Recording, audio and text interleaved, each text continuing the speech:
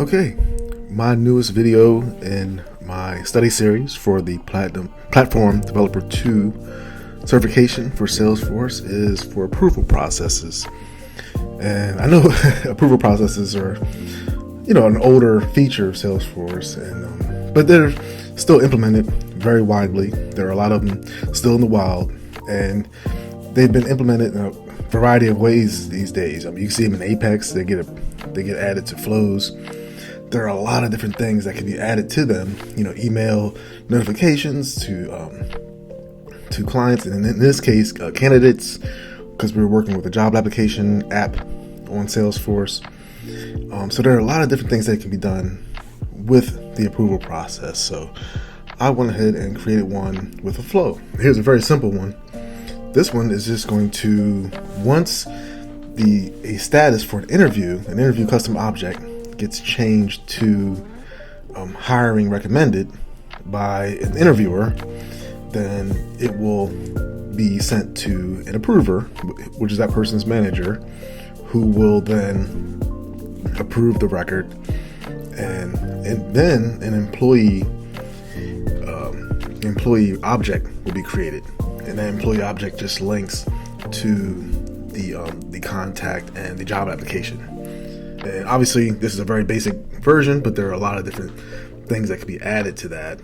Maybe an onboarding record could be created, and a lot of other things, which I probably plan to do later. I have like 20 more videos planned for this series, so I'm sure there'll be opportunities to do a lot more automation. So as you see, this very, very simple approval process. There's one step.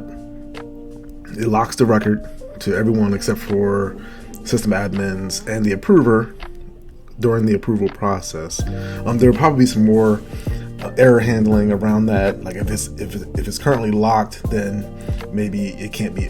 Maybe some type of notifications will be sent if somebody tries to edit the record, or if automation tries to edit the record. So there's the approval process. Here's the flow. Originally, I just had the approval process trigger during the logic when the status got changed to hiring recommended, and I decided to go ahead and create the employee record here as well. So use the same flow for both processes. So when it's not approved and gets changed to hiring recommended, and then also it triggers when the approval is received. So it triggers to send the approval request, and also triggers after it is approved to create the employee record. And here is where it creates the employee record. So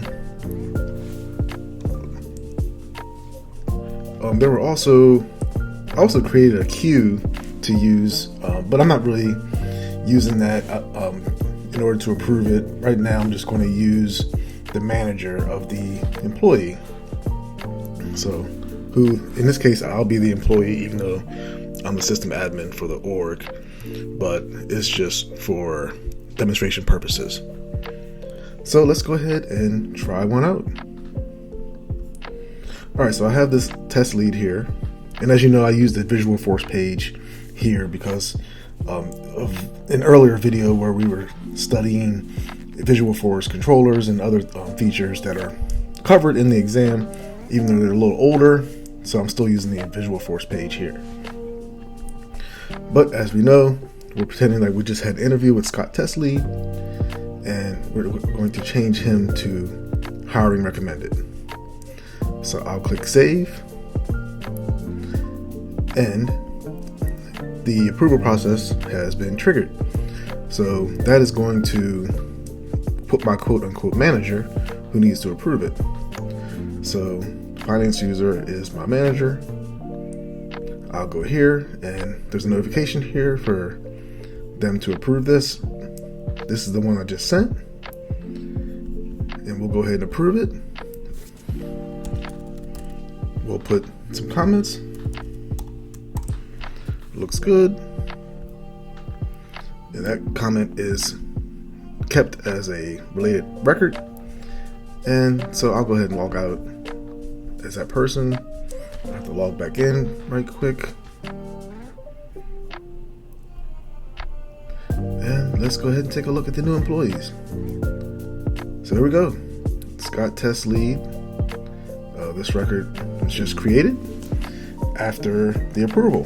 So we have a new employee, and now we can create a lot more automation and processes off of that. That's it. Just wanted to show you the approval process I created from a flow. There are a lot more coming, so thank you for watching to the end. Have a good day. Bye.